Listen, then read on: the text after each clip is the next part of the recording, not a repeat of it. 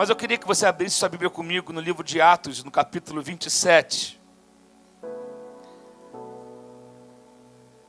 Você consegue olhar para a sua vida e identificar que você só conseguiu chegar até aqui pela graça de Deus? Você consegue identificar e reconhecer isso? Se não fosse a graça de Deus, se não fosse a bondade de Deus, eu não teria chegado até aqui. Se não fosse o livramento do Senhor, você não teria chegado até aqui. Quantos podem dar graças a Deus, porque até aqui nos ajudou o Senhor, até aqui o Senhor tem nos sustentado. Eu quero falar um pouco nessa noite sobre náufrago, mas não morto. Náufrago, mas não morto. E vou usar como base a história de Paulo, a vida de Paulo, o que é narrado aqui no livro 27 de Atos, no versos, vou ler a princípio versos 9, 10 e 11. Você sabe que Paulo estava preso, e Paulo tinha dupla cidadania, ele era judeu e ele era romano. Então, por conta, mas também havia uma promessa de Deus sobre a vida de Paulo, de que o evangelho chegaria até Roma por intermédio dele. Então, quando Paulo foi preso, ele apelou para Roma. Peraí, você me prendeu aqui, mas eu tenho um passaporte romano. Eu tenho direito de apelar para Roma. Na verdade, era uma estratégia de Deus para que o evangelho chegasse a Roma. Então, Paulo apela para Roma, e quando viram que ele era cidadão romano também, viram que não podiam segurar ele ali, e resolveram colocar ele num navio para Roma. E Paulo viu que a viagem seria complicada, e ele fala, olha, essa viagem eu sinto que ela vai ser complicada, mas uma palavra de um prisioneiro não tem muito peso. Na verdade, não tem peso nenhum. E aqui no verso 9 vai dizer o seguinte: tínhamos perdido muito tempo, e agora a navegação se tornara perigosa, pois já havia passado o jejum. Por isso, Paulo os advertiu: senhores, vejo que a nossa viagem será desastrosa, e acarreterá grande prejuízo para o navio, para a carga e também para a nossa vida. Mas o centurião, em vez de ouvir o que Paulo falava, seguiu o conselho do piloto e do dono do navio. Tem um ditado que diz que quem não ouve conselho, ouve coitado.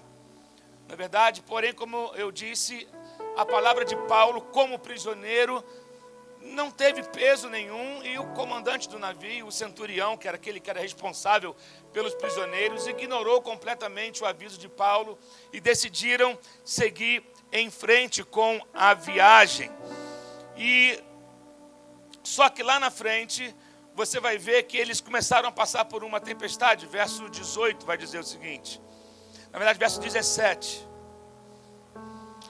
levantando-o, lançaram mão de todos os meios para reforçar o navio com cordas, e temendo que ele encalhasse nos bancos de areia de Sirte, baixaram as velas e deixaram o navio à deriva. No dia seguinte, sendo violentamente castigados pela tempestade, começaram a lançar fora a carga. No terceiro dia, lançaram fora com as próprias mãos a armação do navio, não aparecendo nem sol, nem estrelas por muitos dias, e continuaram a abater-se sobre nós grande tempestade. Finalmente, perdemos toda a esperança de salvamento. Vamos seguir aqui, verso 21. Visto que os homens tinham passado muito tempo sem comer, Paulo levantou-se diante deles e disse: os senhores deveriam ter aceitado o meu conselho de não partir de Creta, pois assim teriam evitado este dano e prejuízo. Mas agora recomendo-lhes que tenham coragem, pois nenhum de vocês perderá a vida. Olha que coisa doida que Paulo fala aqui no verso 22. Para mim isso seria um desespero, porque ele fala assim: nenhum de vocês perderá a vida, apenas o navio será destruído. Eu não sei nadar, gente. Eu sou um carioca fuleiro. Eu, quando era adolescente, eu ganhei uma prancha do meu pai. Eu morava no Morro do Juramento, em Vicente de Carvalho. Eu ia para a praia, pegava 2 ônibus para ir para a praia com a prancha, cravava a prancha na areia, mas era só para tirar onda com as garotinhas. Eu deixava a prancha assim, ficava olhando para o mar. O vento não está legal hoje.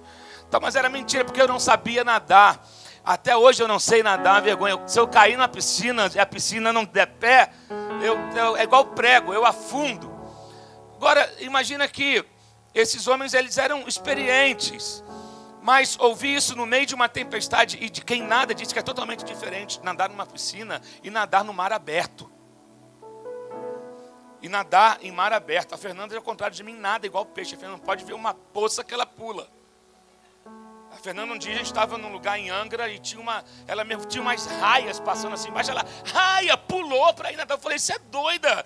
Me dá uma boia de braço igual aquela da Laura. Vê se tem alguma da Laura de criança para botar em mim, porque eu tenho pavor de água, porque eu não sei nadar. E esses homens, e aí escuta um negócio desse, fique tranquilo. Você está num navio que é um ambiente que é para ser seguro. Eu, quando fiz um cruzeiro, assim, foi meio incômodo para mim.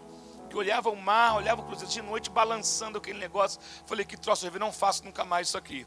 E Paulo chega e fala, fiquem tranquilos, porque nenhum de vocês vai morrer, só o barco vai ser destruído. É doido ouvir um negócio desse no meio de uma tempestade. E aconteceu exatamente como Paulo disse, o navio, ele foi totalmente destruído. E aí ele vai dizer aqui no verso 23, pois ontem à noite, por que ele falou isso? Porque na noite anterior, um anjo de Deus, a quem ele diz, a quem eu pertenço e a quem eu adoro, me disse, Paulo, não tenha medo, é preciso que você compareça perante César. Deus, por sua graça, deu-lhe a vida de todos os que estão navegando com você. Assim, tenham ânimo, senhores. Creio em Deus que acontecerá de modo como me foi dito. Devemos ser arrastados para uma ilha. Querida, você sabe que o barco pode representar a sua casa, pode representar a sua empresa, pode representar o ambiente que você está, mas Deus sempre tem as pessoas certas, nos lugares certos, para que o propósito dele se estabeleça. Deus está falando o seguinte, algumas perdas podem acontecer, mas as pessoas que estão ao seu redor serão salvas, alcançadas, porque há um Paulo no meio delas. Porque há um Paulo no meio delas. Descansa o teu coração. As coisas de repente não vão acontecer como você planejou. Nem tudo será 1000 maravilhas. Mas há segurança de que querido, quando você aprende a caminhar pelo destino que Deus te prometeu, você não desiste no meio do caminho. Eu vou repetir. Quando você começa a trazer à tua memória aquilo que foi te prometido, aquilo que foi revelado a você, não desista se não se manifestou o que já foi revelado, porque entre a revelação e a manifestação, a questão é de tempo. Deus tinha um plano para Paulo. Paulo, eu quero que você chegue diante de César. Você precisa chegar. O meu propósito é que você chegue diante de César. E essas pessoas eu dei a você. E elas não serão perdidas. Ei, querido, seu filho não será perdido. Seu marido não será perdido. A sua amiga não será perdida. A sua irmã não será perdida. Você precisa crer que Deus está no controle da situação. Diga comigo, não será perdido. Diga, eu perdi algumas coisas, mas eu continuo indo. Eu estou chorando um pouco, mas eu continuo indo. Eu estou sangrando, diga, mas eu continuo indo. Aleluia. Continue indo. Você pode dizer, eu estou rejeitado, mas eu continuo indo. Eu posso estar confuso, mas eu continuo indo. Se alimente. Quando você tem a esperança no amanhã, você ganha estabilidade para suportar hoje. Amém? você consegue ficar firme, sabe? E Deus estava ali tratando com Paulo, e todos escaparam, todos sobreviveram. No verso 27 vai dizer, eu vou resumir aqui, você sabe que o navio foi destruído. Teve uma hora que Paulo teve que dar uma ordem, é o seguinte, falou para o centurião, liberta os prisioneiros. Não tem como aqui você ficar decidindo manter gente em corrente. Solta, quem souber nadar, nada. Quem não souber, se agarre num pedaço de madeira do navio. Dá o teu jeito, mas há uma ilha ali na frente, e se Deus prometeu, você vai chegar ali. Alguns nadando, outros boiando, outros segurando em pedaço de madeira, mas vai chegar. E eles chegaram. Verso 24 vai dizer sobre isso. 24 diz o seguinte: os outros teriam que salvar-se em tábuas ou em pedaços do navio. Dessa forma, todos chegaram em terra. Você podia agradecer a Deus porque Deus te conduziu no meio das tempestades. Oh Deus, quantos já enfrentaram tempestades aqui na sua vida? Ou talvez você está no meio dela, mas Deus tem te sustentado. Você está aqui hoje respirando. Tinha gente que queria estar aqui no teu lugar. Então Deus tem te sustentado até aqui. Não é a tempestade que tem a palavra final para você. Não é o medo que tem a palavra final para você. Não são as ameaças que tem a palavra final para você. Não é a enfermidade que tem a palavra final para você. A tua vida está nas mãos de Deus, e há um propósito, há algo que Deus está desenrolando na tua vida. Eles chegaram na ilha. E quando eles chegaram na ilha, eles foram recebidos por um povo. Verso 1 do verso 28. Uma vez em terra descobrimos que a ilha se chamava Malta. Os habitantes da ilha mostraram extraordinária bondade para conosco. Fizeram uma fogueira e receberam bem a todos nós, pois estava chovendo e fazia frio.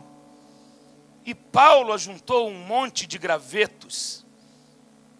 Quando os colocava no fogo, uma víbora, fugindo do calor, prendeu-se à sua mão.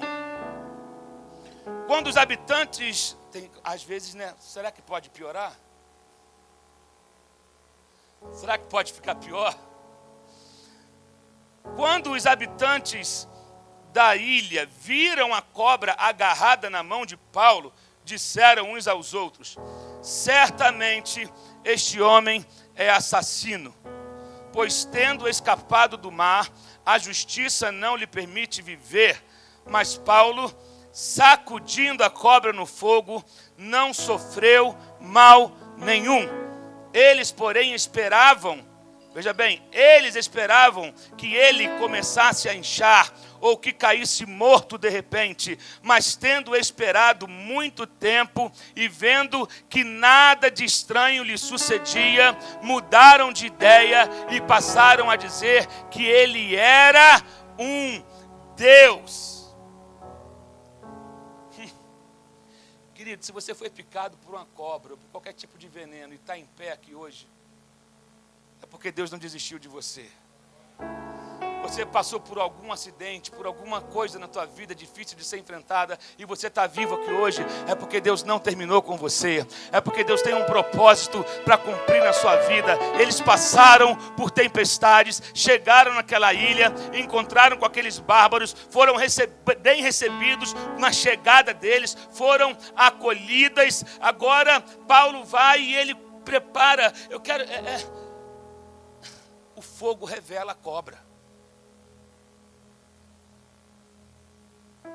O fogo revela a cobra.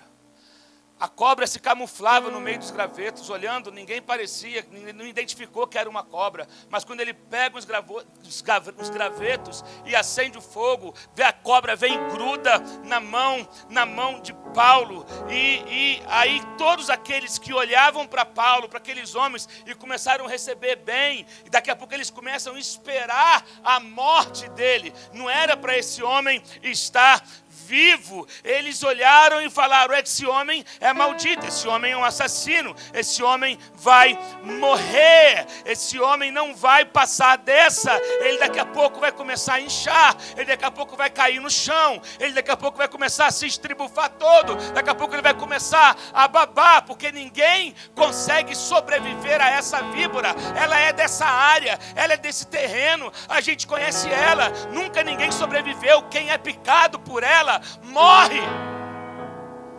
E da mesma maneira que receberam ele bem, começaram a esperar o final dele. Eu quero que você entenda que tem gente esperando o teu final, tem gente esperando você cair, tem gente esperando você se contorcer, tem gente esperando você morrer, mas tem o seguinte: tem fogo na casa. Se tem fogo na casa, a cobra, oh meu Deus do céu, a cobra ela vai embora.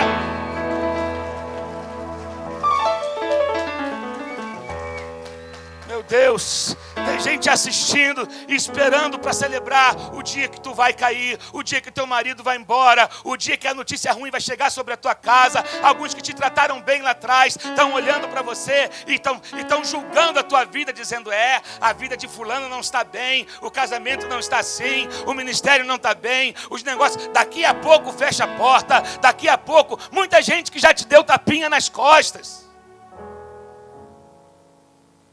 estão esperando você cair. Sabe, talvez a circunstância natural esteja dizendo para você, sabe, isso já era para ele ter morrido, essa enfermidade já era para ter matado ele, essa crise que ele tem já era para ter acabado com ele deveria estar internado numa instituição para tratamento mental, ele devia estar afastado agora, ele devia já ter sido mandado embora. Eu vim aqui dizer para você nessa noite que se sobreviveu à tempestade, você vai sobreviver à picada, porque há um antídoto que tira o veneno. Meu Deus, quando chegaram, meu Deus, receberam, mas viram que quando Paulo foi picado, agora ele morre. Sabe, tem gente que está assim, não passa de agora.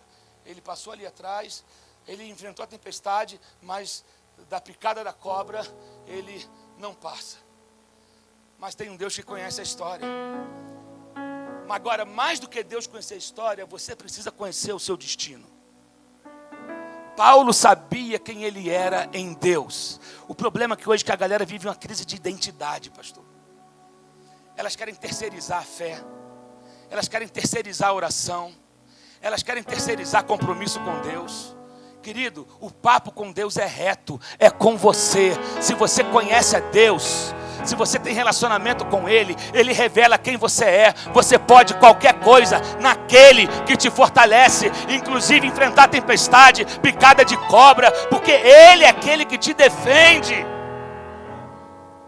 Paulo continuou fazendo a mesma coisa. A cobra picou ele sacudiu a cobra e continuou a fazer o que tinha que fazer. Ele continuou servindo, continuou esperando, sabe? Porque ele conhecia o final da história. Eu quero que encorajar você é o seguinte: continue andando, continue confiando, continue acreditando, mas não pare agora. Não é hora de sentar e chorar, não é hora de ficar se lamentando, não importa o que estão esperando, as palavras que estão dizendo contra você, você precisa saber quem você é em Deus e continuar. O fogo revela, queridos, o fogo revela. O fogo ele vem só para queimar impureza. Existem coisas na sua vida que precisam ser jogadas no fogo. Hoje é o dia de você sacudir. Se tem alguma víbora picada na tua mão, a Bíblia fala que Paulo sacudiu a cobra no fogo. Paulo sacudiu a víbora no fogo, porque o fogo queima. O fogo queima a impureza, o fogo queima a cobra. O fogo, não adianta, se você querer, não adianta, tem o fogo. Ele queima toda a impureza. Mas aquilo que precisa ficar preservado, Deus preserva. Eu lembro de Sadraque, Mesaque e Abednego. Você lembra desses 3 caras? Lembra? Daniel capítulo 3 vai falar sobre eles, que eram 3 jovens que decidiram não se curvar diante da estátua de Nabucodonosor, e estava todo mundo se curvando, Nabucodonosor se achando Deus, e ele falou, e a ordem era o seguinte: quem não se curvar vai ser lançado na fornalha, e ainda ela vai ser aquecida 7 vezes mais. E eles falaram: ó rei, é o seguinte, nós não vamos nos curvar. E se o Deus que nós servimos quiser nos livrar da fornalha, amém. Se não, fique sabendo, nós não nos curvaremos diante de ti. Ah, é? Amarra esses 3, joga no fogo e acende, aquece 7 vezes mais. Jogou eles no fogo. O rei ficou curioso. Eu preciso ver esses caras agora. Eles devem ter virado tudo cinza. Quando ele volta e olha, ele pergunta: fulano, nós não lançamos 3? Foi. Mas eu estou vendo 1/4. E eles estão andando no meio do fogo. Eles estão andando no meio do fogo. Eles foram lançados, amarrados. Querido, só o que foi queimado no fogo era aquilo que prendia as mãos dele e os pés deles. Agora, tem coisas que o diabo faz achando que está te destruindo, e ele está dando um tiro no pé. Você não entendeu? Eu falei isso na igreja domingo. Tem coisas que o diabo acha que ele está fazendo para destruir você, só que na verdade Deus está usando para construir a sua fé.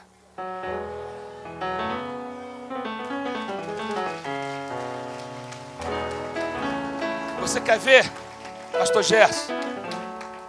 O diabo achava que estava acabando com a vida de 3 jovens. Houve uma conspiração para que eles morressem. Só que eles deu um tiro no pé. Porque a Bíblia fala que onde estiverem 2 ou 3 reunidos no meu nome, ali eu estou. Sabe qual foi o erro do inferno, o engano do diabo? Colocar Sadraque, Mesaque e Abednego na mesma fornalha. Eles estavam ali porque decidiram não se curvar. Quando você está 1, 2 ou 3 reunidos em nome dele, o 4º homem veio e apareceu no meio deles. Eu acho que nessa noite aqui nós temos muito mais do que 2 ou 3 reunidos no nome dele. E se estamos no nome dele, ele está presente. Ele é aquele que queima a impureza. Ele é aquele que refaz a tua vida. Ele é aquele que é o autor e consumador da tua fé. Ele te livrou até aqui e ele vai te dar resistência. Ele vai te dar uma fé robusta. Uma fé que não pode ser provada no fogo não é digna de confiança. Deus quer te dar uma fé robusta hoje, querido. Uma fé robusta não te deixa desistir no meio dos desafios. Uma fé robusta não te faz viver uma vida de lamentação. Eu sei quem tenho crido, sei que Ele é poderoso, sei que Ele vai guardar o meu tesouro, sei que Ele vai amparar a minha vida, sei que Ele vai cuidar de mim. Ele é o Ebenezer, até aqui nos ajudou o Senhor, e o Deus que me ajudou a chegar até aqui vai me ajudar a chegar até o lugar onde Ele prometeu. Então eu não vou ficar vivendo uma vida de lamentação. Você precisa decidir hoje jogar tudo aquilo que tem te atrapalhado no fogo. Se tem fogo aqui, eu não sei qual é a víbora que te mordeu, eu não sei o que está grudado na tua vida que te impede de fluir, eu não sei, talvez você precisa sacudir hoje pela sua família, sacudir hoje, sabe, a falta de perdão, sacudir hoje, sabe, a mágoa que te ocupa, que consome o teu coração, sacudir hoje esse desânimo, sacudir hoje essa depressão, porque uma coisa é certa, tem fogo nesse lugar, então joga no fogo o que te impede de fluir, joga no fogo. Deus é poderoso, sabe? Quando você agita, não é só agitar, é agitar no fogo. Porque se tem movimento, mas não tem unção, não adianta. Tem gente que confunde movimento com presença de Deus. Tem gente que confunde só fazer movimento ou barulho com presença de Deus. Uma vez conta a história de que um avô chegou para o menino, para o seu neto e falou: filho, vai lá no paiol pegar ovo para o vovô. E o menino vai. E o menino foi todo corajoso pegar lá na roça, trouxe um monte de ovo. Daqui a pouco volta o menino correndo, agitado. Vô, o senhor não sabe o que aconteceu? O que foi, meu neto? Conta para mim. Eu estava lá no paiol, pegando ovo. De repente tinha uma cobra enrolada perto de um latão. O que você fez, meu filho? Eu peguei um pedaço de pau, comecei a bater na lata. Bou, bou, bou, bou. E aí, o que aconteceu? A cobra foi embora. Ele falou: meu filho, deixa eu te ensinar uma coisa. Barulho não mata cobra.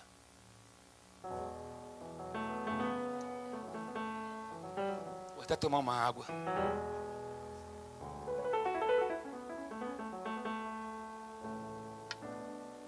A gente vive uma época de muito barulho e pouco poder. Muito animamento e pouco avivamento. Muito movimento, mas sem relacionamento. Não adianta fazer o movimento se o fogo não estiver aceso. Não adianta fazer o movimento e largar a cobra só para sair correndo. A gente tem que eliminar. A gente tem que decidir se libertar. E então, querido, você precisa criar um ambiente onde haja o fogo da presença de Deus. Seja na sua casa, no seu carro, no seu quarto, no seu trabalho, sabe? No ônibus, indo na hora que você vai para trabalhar, lá, sabe? No seu escritório, um ambiente. Deus é movido, querido, por atmosfera favorável. Você não pode sair, por exemplo, de um ambiente cheio da glória como esse e chegar no seu carro, botar uma música que não tem nada a ver com as coisas de Deus. Você não pode sair do ambiente de glória, onde Deus te visitou, onde Deus derramou da sua graça, onde você sentiu a presença de Deus e de repente chega na sua casa, começa a ver programas de TV, começa a escutar canções, ouvir coisas que são totalmente incompatíveis com aquilo que, sabe, com a presença dEle. Você só fez barulho. Deus quer acender um fogo em você, porque o fogo revela a cobra. Algumas cobrinhas que estão talvez escondidas no seu terreno. Situações armadas para você, para envenenar você, para querer, sabe, situações sutis que o inimigo vai armando para que possa interromper o plano de Deus na tua vida. Mas se há fogo, ele perde a força. Se há fogo, morre. Se há fogo, se torna inoperante. Se há fogo, fica sem efeito. Por isso que você precisa ter uma vida. Você precisa ser uma chama acesa. Porque quando a cobra vier, o fogo consome, o veneno, não acha espaço. Nós não podemos ficar dando oportunidade, sabe? Talvez você consiga identificar hoje, aquilo era para ter me matado, mas eu sacudi no fogo e eu estou vivo. Aquilo era para ter destruído a minha casa, mas eu lancei no fogo e a minha família foi salva. Aquilo era para ter destruído a minha carreira, era para ter destruído o meu ministério, mas eu sacudi no fogo, eu joguei no fogo e eu estou aqui de pé. Esperaram eu morrer, mas Deus me livrou e eu estou aqui hoje e eu vou chegar aonde Deus prometeu que eu vou chegar. Posicionamento, sabe? Talvez hoje seja o dia de você colocar lenha na tua vida. Porque o fogo não acende em altar sujo. O fogo não acende em altar sujo. Tem gente que às vezes está com a vida, o altar representa a nossa vida. Tem uma canção que fala sobre isso, né? O meu coração é o teu altar. A nossa vida hoje é o altar. Nós somos o tabernáculo hoje. A lâmpada que representa o azeite, o Espírito Santo em nós, tem que arder em nós, tem que estar aceso em nós. Se a tua vida foi uma vida cheia do Espírito Santo de Deus, se você mantém uma vida com relacionamento, intimidade e mantém o teu altar em ordem, a cobra não acha espaço. Ela pode até chegar perto, mas se tem fogo, ela vai embora. Para isso você precisa ver como está a tua vida.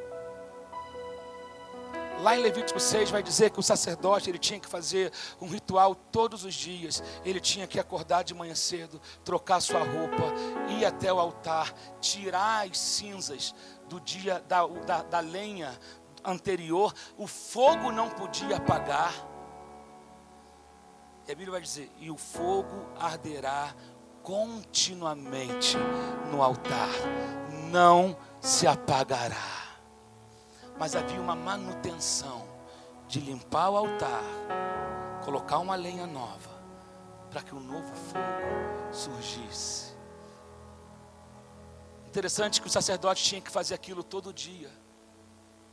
E quando você faz a mesma coisa todo dia, aquilo se torna uma rotina. E a rotina, ela tem um lado positivo, mas a rotina também é perigosa. Porque se você não tomar cuidado, a rotina acaba matando o sentido, o porquê eu faço aquilo. E a vida com Deus não tem que ser uma vida sem sentido, nem uma vida no automático.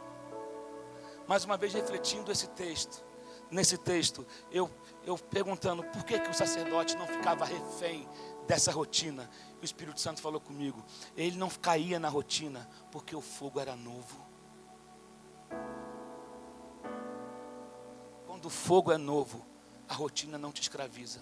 Quando o fogo é novo, você não fica entrando na vida onde perde.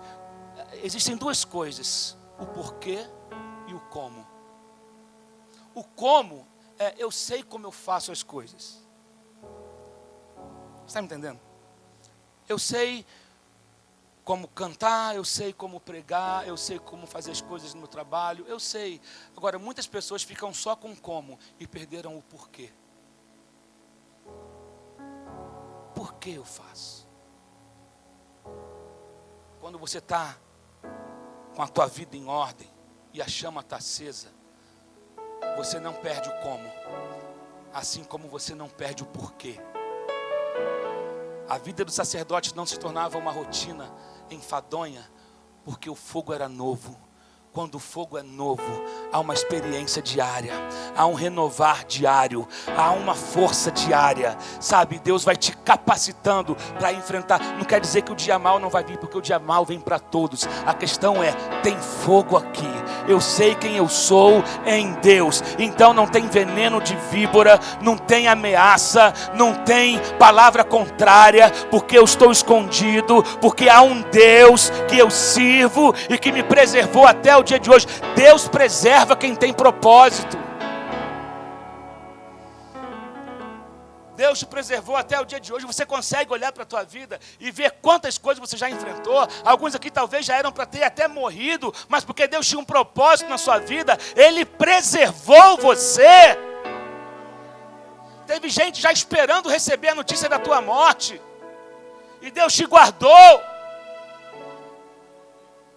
E outra coisa, Deus não desistiu ainda que não tenha se completado na tua vida. O que Ele disse é questão de tempo, ou de algumas coisas que você precisa sacudir hoje no fogo e dizer, eu não vou levar isso comigo. Querido, aonde Deus quer te levar, algumas coisas não podem entrar. Então é por isso que são necessárias pausas no meio do caminho, para você ver o que realmente é necessário, o que realmente importa.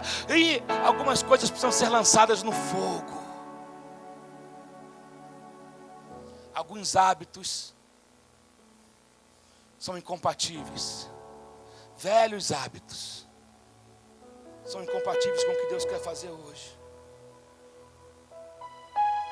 Velhos sentimentos. Você venceu uma parte do caminho, você já superou o naufrágio. Mas você está na ilha agora e tem uma cobra pendurada na sua mão. É noite de você sacudir. É noite de você sacudir.